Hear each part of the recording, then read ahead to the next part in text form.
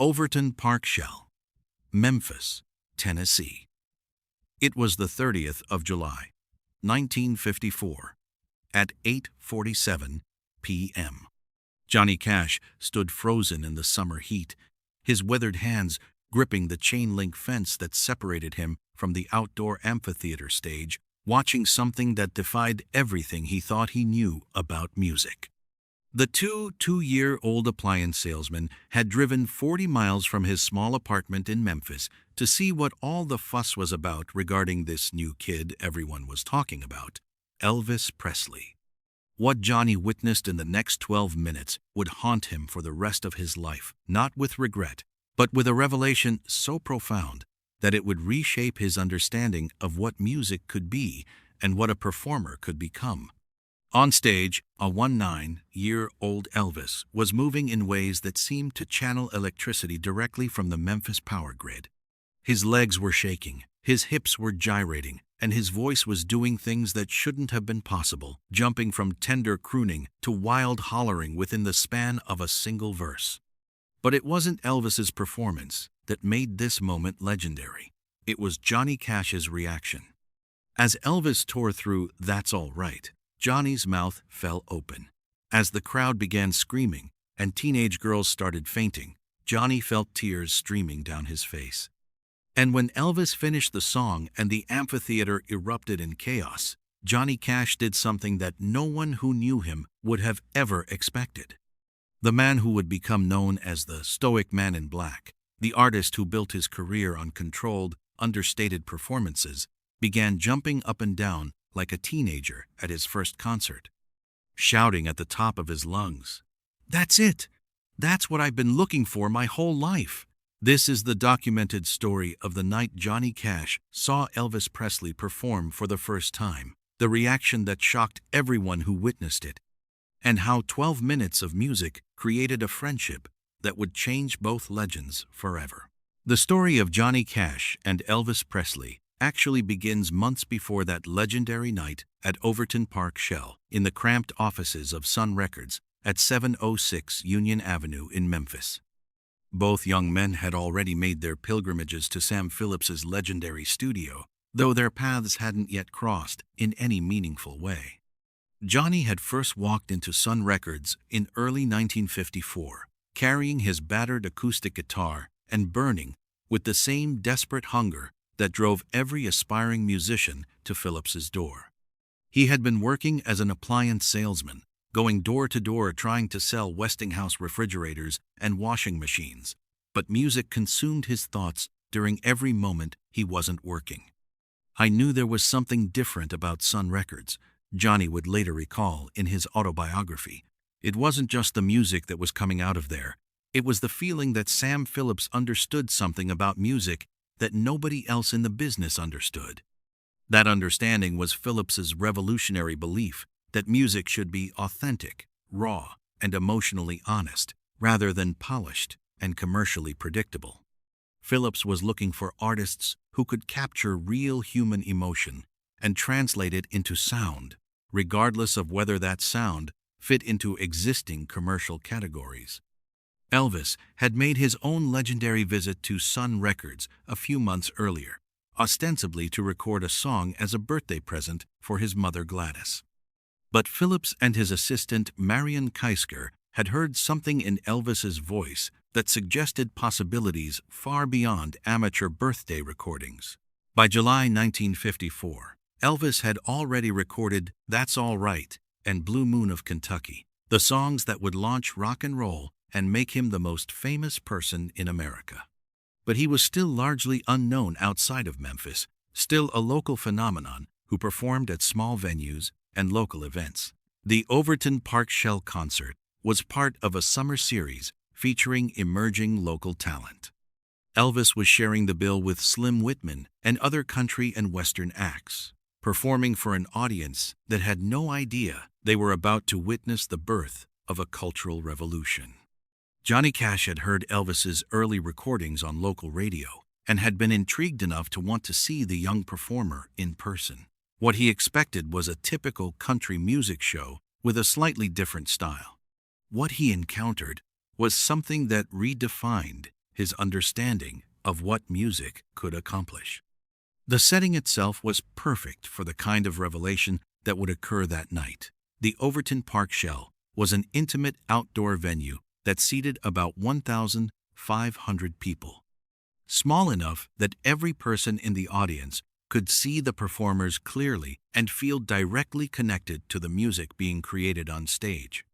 The Memphis summer evening was thick with humidity and the kind of electric anticipation that seems to precede moments of genuine cultural significance. The audience was mixed teenagers who had heard Elvis on the radio, older country music fans who were curious about the new sound, and local musicians like Johnny Cash, who were trying to understand what made Elvis different from everyone else. When Elvis took the stage, the reaction was immediate and unprecedented.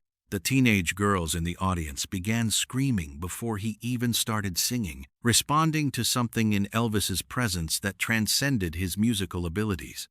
But it was Johnny Cash's reaction that would become the stuff of legend. According to Vivian Liberto, who would later become Johnny's first wife, and who was with him that night, Johnny's transformation was immediate and complete. "I had never seen Johnny lose control like that," she recalled in a 1988 interview. "He was usually so composed, so controlled in his emotions. But watching Elvis perform, it was like Johnny was seeing something that he had been searching for his entire life without knowing what it was." The songs Elvis performed that night were a mixture of his early recordings and covers that showcased his range and versatility. But it wasn't the specific songs that affected Johnny. It was Elvis's complete commitment to the emotional truth of every moment he spent on stage. Elvis wasn't just singing songs, Johnny later explained. He was living them, breathing them, making them part of his very existence. "I had never seen anyone put so much of themselves into music before." The moment that would define Johnny's reaction came during Elvis's performance of Blue Moon of Kentucky, Bill Monroe's classic bluegrass song that Elvis had transformed into something entirely new. As Elvis reached the climax of the song, his voice soaring above the screaming crowd, Johnny felt something break open inside him, an understanding of musical possibility that he had never experienced before. "That's when I started crying," Johnny admitted in later interviews. "Not because the music was sad, but because it was so beautiful, so honest, so completely authentic that I couldn't contain my emotional response. I realized that I had been holding back my entire life, trying to sing the way I thought I was supposed to sing, instead of singing the way I needed to sing." The tears were followed by the shouting and jumping that shocked everyone who knew Johnny's typically reserved demeanor. But the physical reaction was just the external manifestation of an internal revolution that was reshaping Johnny's understanding of his own artistic possibilities. Marshall Grant, who would later become Johnny's bass player and who was also in the audience that night, witnessed Johnny's transformation and understood its significance immediately. "I knew right then that Johnny was going to be different after that night," Grant recalled.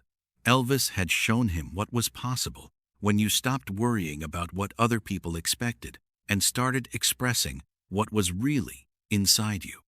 The impact of Elvis's performance on Johnny went far beyond momentary inspiration. The experience fundamentally changed Johnny's approach to music and performance in ways that would influence the rest of his career. Before seeing Elvis, Johnny had been trying to fit his music into existing country and Western categories, smoothing out the rough edges of his voice and style to make them more commercially acceptable. After watching Elvis's completely authentic performance, Johnny realized that his rough edges weren't flaws to be corrected. They were the source of his artistic strength. "Elvis taught me that authenticity was more important than perfection," Johnny reflected years later. "He showed me that audiences don't want to hear you sing like someone else. They want to hear you sing like yourself, only more so." This revelation would prove crucial to Johnny's development as an artist.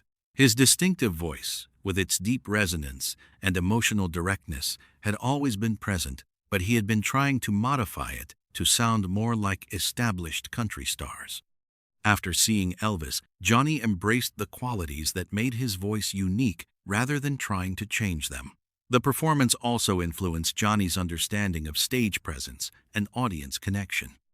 Elvis's ability to create genuine emotional intimacy with 1,500 people simultaneously showed Johnny that performance could be about vulnerability and honesty rather than just entertainment and showmanship. Elvis wasn't performing for the audience, Johnny observed. He was sharing himself with the audience. There's a huge difference, and that difference is what made him special. The conversation that followed the concert would prove to be as significant as the performance itself. According to multiple accounts, Johnny managed to get backstage after the show and introduced himself to Elvis, leading to a conversation that would establish the foundation for their lifelong friendship. The meeting was arranged through mutual connections at Sun Records, where both artists were beginning to establish their careers. Sam Phillips had been watching both Johnny and Elvis develop as artists, and he understood that they shared certain qualities that made them natural collaborators, despite their different musical styles. Johnny and Elvis both had that rare quality of complete honesty in their music, Phillips later observed. They couldn't fake emotion, and they couldn't sing songs that didn't mean something to them personally. That authenticity was what made them both special, and it's what made them understand each other immediately. The backstage conversation lasted over an hour, with both young men discussing their musical influences, their ambitions, and their approaches to songwriting and performance. What emerged from this discussion was a mutual respect and understanding that would influence both of their careers. Elvis was impressed by Johnny's songwriting abilities and his deep knowledge of country and folk music traditions. Johnny was amazed by Elvis's musical instincts and his fearless approach to performance. Both recognized in the other a kindred spirit who shared their commitment to authentic musical expression. Elvis told me that night that music should never be safe, Johnny recalled. He said that if you're not taking risks with your music, you're not really making music, you're just making noise. That conversation changed how I thought about my own songs. The influence was reciprocal. Elvis was intrigued by Johnny's storytelling abilities and his connection to traditional American folk music. This influence would become apparent in some of Elvis's later recordings, which showed a greater emphasis on narrative and emotional depth. But perhaps the most important outcome of their meeting was the personal connection they established. Despite their different backgrounds and musical styles, Johnny and Elvis discovered that they shared similar values, similar struggles, and similar dreams about what music could accomplish in people's lives. We both came from poor families. We both understood what it was like to struggle, and we both believed that music could make people's lives better. Johnny reflected. Those shared experiences created a bond between us that lasted for the rest of Elvis's life. The friendship that developed from that first meeting would prove to be one of the most significant relationships in both artists' lives. They would support each other through career challenges, personal difficulties, and the pressures of fame that neither could have anticipated during that first conversation backstage at Overton Park Shell. The immediate practical result of Johnny's encounter with Elvis was a transformation in Johnny's own musical approach that became apparent in his subsequent recordings and performances. The influence of that night at Overton Park Shell can be heard in Johnny's work from 1955 onward, when his music became more emotionally direct and less constrained by commercial considerations. Johnny's first recording session at Sun Records, after seeing Elvis, demonstrated this new approach clearly. Cry, Cry, Cry, and Hey Porter, recorded in March 1955, showed a confidence and authenticity that hadn't been present in Johnny's earlier demo recordings. Sam Phillips noticed the change immediately. Johnny came back to the studio after seeing Elvis with a completely different attitude, Phillips recalled. He knew who he was as an artist now, and he wasn't afraid to be that person on record. The songs themselves reflected Johnny's new understanding of what music could accomplish. Instead of trying to write commercially acceptable country songs, Johnny began writing material that explored personal experiences and emotions with unprecedented honesty and directness. I stopped trying to write songs that I thought other people wanted to hear, Johnny explained. I started writing songs that I needed to hear, songs that expressed things I couldn't say any other way. I started writing. This approach would eventually lead to some of Johnny's most memorable and influential work, including I Walk the Line, Ring of Fire, and A Boy Named Sue.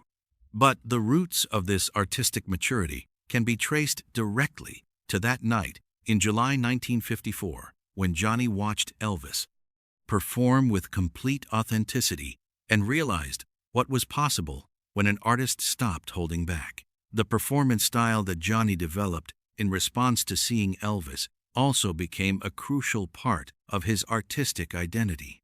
Johnny's stage presence, characterized by minimal movement and maximum emotional intensity, was a conscious counterpoint to Elvis's high-energy performances, but it was informed by the same commitment to authenticity that Elvis had demonstrated. Elvis showed me that you don't have to move around a lot to connect with an audience, Johnny observed. You just have to be completely present and completely honest about what you're feeling. The audience can sense authenticity from across a crowded room. This understanding would serve Johnny throughout his career, allowing him to create powerful connections with audiences through subtle expressions of profound emotions rather than theatrical gestures or elaborate staging. The collaboration opportunities that emerged from Johnny and Elvis's friendship would produce some of the most memorable moments in both artists' careers. Their informal recording sessions at Sun Records, often late at night after regular studio hours, captured a creative spontaneity and mutual inspiration that neither achieved in more formal settings. The famous $1 Million Quartet session on the 4th of December 1956, which also included Jerry Lee Lewis and Carl Perkins, was the most documented of these collaborations. But it was representative of many similar sessions where the four artists would gather to play music for their own enjoyment rather than commercial purposes. Those sessions were about pure musical joy, Johnny recalled. We weren't trying to make hit records or impress anyone. We were just playing music that we loved, with people who understood what that music meant to us. The recordings from these sessions, many of which weren't officially released until decades later, reveal a level of musical communication and mutual influence that demonstrates the depth of the relationships formed during those early years at Sun Records. Elvis's influence on Johnny's vocal approach is evident in these recordings, where Johnny's singing shows more flexibility and emotional range than his solo recordings from the same period. Similarly, Johnny's influence on Elvis can be heard in the more narrative and introspective songs that Elvis chose to perform during these sessions. But beyond the musical collaboration, these sessions provided both artists with a creative refuge from the increasing commercial pressures they faced as their careers developed. The music industry's demands for consistent hit records and predictable performances were already beginning to constrain both artists' creative freedom. Those late-night sessions reminded us why we started making music in the first place, Johnny reflected. They kept us connected to the joy and authenticity that had brought us to music originally. The personal friendship between Johnny and Elvis deepened over the years, supported by their shared experiences navigating the challenges of fame and success in the music industry. Both artists struggled with the tension between authentic artistic expression and commercial expectations, and they found in each other understanding and support that was difficult to find elsewhere. Elvis's later career, dominated by movie soundtracks and Las Vegas performances, represented a gradual movement away from the authentic musical expression that had made him famous. Johnny's career followed a different trajectory, maintaining closer connections to his roots in country and folk music, but both artists faced similar pressures to compromise their artistic integrity for commercial success. Their friendship provided both with perspective and encouragement during difficult periods. When Elvis was struggling with the artistic limitations of his movie career, Johnny reminded him of the power and authenticity of his early performances. When Johnny was dealing with personal problems related to drug use and relationship difficulties, Elvis offered support and understanding based on his own experiences with similar challenges. Elvis understood the loneliness that comes with fame in ways that most people couldn't. Johnny observed in his later autobiography, he knew what it was like to be surrounded by people, but still feel isolated, to have everything you thought you wanted, but still feel empty inside. This mutual understanding created a friendship that transcended their professional relationship and provided both artists with emotional support that proved crucial during the most difficult periods of their lives.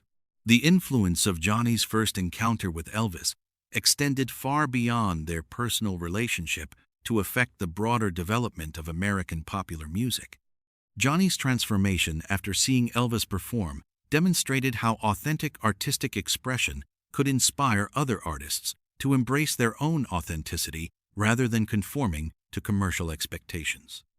The outlaw country movement that Johnny would later help lead was directly influenced by the lesson he learned from Elvis about the importance of artistic honesty over commercial acceptance.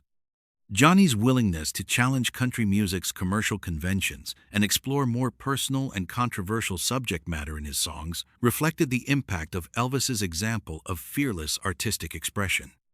Elvis taught me that the audience will follow you anywhere if you're being honest with them, Johnny explained. You don't have to give them what they expect. You have to give them what they need, even if they don't know they need it yet. This philosophy would inform not only Johnny's approach to his own music, but also his support for other artists who were challenging conventional boundaries. Johnny's later work with artists like Bob Dylan, Neil Young, and various alternative country musicians reflected his continued commitment to authenticity over commercial safety. The legacy of that night at Overton Park Shell also influenced how both artists understood their responsibility as performers and public figures. Both Johnny and Elvis came to see their music as having the power to affect people's lives in profound ways, and this understanding shaped their approaches to their careers and their relationships with their audiences. After seeing Elvis that night, I realized that music wasn't just entertainment, Johnny reflected. It was communication, healing, connection between human beings who needed to feel understood and less alone in the world. This understanding would prove particularly important in Johnny's later career, when his music began addressing social and political issues with unprecedented directness for a country music artist. Songs like The Ballad of Ira Hayes and his live album recorded at Folsom Prison reflected Johnny's belief that music could and should address the most serious issues facing society. The spiritual dimension of Johnny's encounter with Elvis also proved significant in both artists' later development. Both men struggled with questions of faith and purpose throughout their careers, and their friendship provided a context for exploring these issues together. Johnny's later conversion to Christianity and his integration of gospel music into his repertoire were influenced by conversations with Elvis about the role of spiritual faith in their lives and music. Similarly, Elvis's own complex relationship with gospel music and Christian themes was supported by his friendship with Johnny. Elvis and I both understood that music was a gift, and that gifts come with responsibilities, Johnny observed. We talked about that a lot over the years, about what we owed to the people who listened to our music and what we owed to whatever force had given us the ability to create music in the first place. The final meeting between Johnny Cash and Elvis Presley took place in 1976, just over a year before Elvis's death. The encounter occurred backstage after one of Elvis's Las Vegas performances, and it would prove to be a poignant conclusion to their long friendship. Johnny had flown to Las Vegas specifically to see Elvis perform, concerned about reports of Elvis's declining health and erratic behavior. What he found backstage was a man who seemed like a shadow of the dynamic performer he had first encountered at Overton Park Shell 22 years earlier. Elvis was struggling, Johnny later admitted. The pressures of fame, the demands of his career, the personal problems he was dealing with, they had taken a toll that was painful to see. But during their conversation, which lasted nearly 2 hours, Johnny glimpsed moments of the authentic, passionate artist he had first met in 1954. When they talked about music, about the early days at Sun Records, about the joy they had found in creating authentic artistic expression, Elvis seemed to come alive again. He was still in there, Johnny recalled. The real Elvis, the artist who had changed my life and changed music forever, was still in there, underneath all the pain and confusion. Their final conversation focused on the importance of staying connected to the authentic sources of their music, regardless of the commercial pressures and personal difficulties they faced. It was a conversation that would haunt Johnny after Elvis's death just months later. I keep thinking about that last conversation, Johnny reflected years later. Elvis knew he was in trouble, and I think he was trying to find his way back to the authenticity that had made him great in the first place. I just wish there had been more time. The impact of Elvis's death on Johnny was profound and lasting. He had lost not only a friend, but also a connection to the transformative experience that had shaped his understanding of music and performance. Elvis's death forced Johnny to confront his own mortality and to consider what he wanted his own legacy to be. The tribute Johnny wrote and performed for Elvis, the night Hank Williams came to town, captured not only his grief at losing a friend, but also his understanding of Elvis's significance in American music and culture. The song reflected Johnny's belief that Elvis had been a genuine folk hero whose influence would continue long after his death. Elvis wasn't just an entertainer, Johnny observed in interviews after Elvis's death. He was a cultural force who changed how Americans thought about music, about performance, about authenticity in art. His influence will last as long as people care about music. The story of Johnny Cash's first encounter with Elvis Presley has become one of the most beloved legends in American music history, but its significance extends far beyond its value as entertainment industry folklore. The story demonstrates how authentic artistic expression can inspire other artists to embrace their own authenticity, and how genuine human connection can transcend professional rivalry and commercial competition. The friendship between Johnny and Elvis also illustrates the importance of mutual support and understanding among artists who are dealing with the unique pressures of fame and creative responsibility.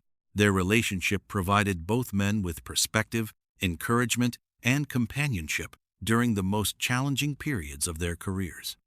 Perhaps most importantly, the story of Johnny's reaction to Elvis's performance reminds us that great art has the power to transform not only audiences, but also fellow artists.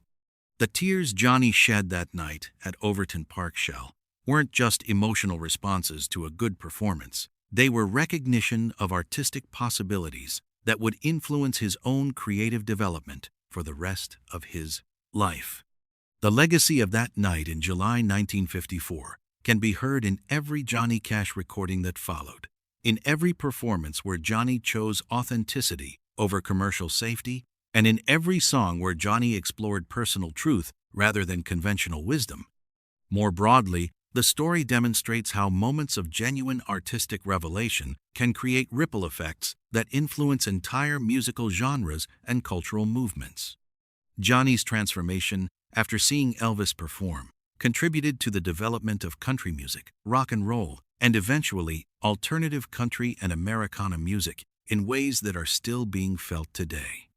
The Man in Black, who would become one of America's most important musical voices, was born that night when a young appliance salesman saw Elvis Presley perform and realized what was possible when an artist stopped holding back and started expressing their complete, authentic self. The reaction that left everyone speechless wasn't just Johnny Cash crying and shouting. It was the sound of one legend recognizing another, one artist understanding what authentic expression could accomplish, and one human being responding to the kind of truth that can only be communicated through music, created with complete honesty and unlimited courage. That night at Overton Park Shell, Johnny Cash saw Elvis Presley perform and discovered not just what Elvis could do, but what he himself could become. The tears and the shouting were just the beginning of a transformation that would change both artists forever and enrich American music for generations to come.